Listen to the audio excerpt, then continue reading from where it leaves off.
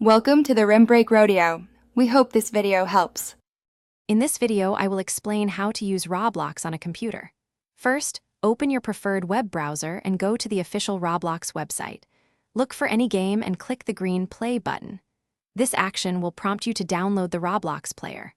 Once the download is complete, locate the installer file, usually found in your Downloads folder, and double-click it to begin the installation. Follow the simple on-screen instructions, and in just a few moments, Roblox will be ready to launch.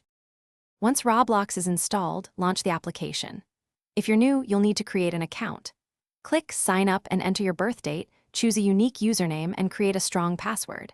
Make sure your password is at least 8 characters long and includes a mix of letters, numbers, and symbols for maximum security. If you already have an account, simply click Log In and enter your credentials. You'll be ready to explore the vast world of Roblox in no time. With your account set up, you're ready to dive into the millions of experiences Roblox offers. The homepage showcases popular games and categories.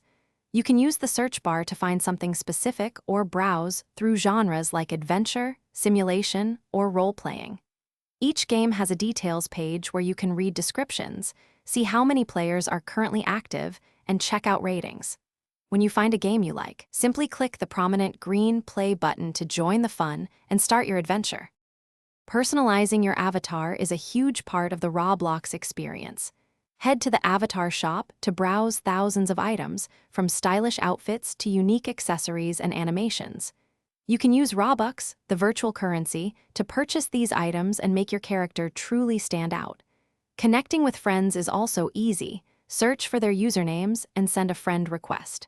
Once connected, you can join games together or chat using the in-game messaging system, always remembering to follow the community's safety guidelines. Thanks for watching. Consider subscribing if we helped you.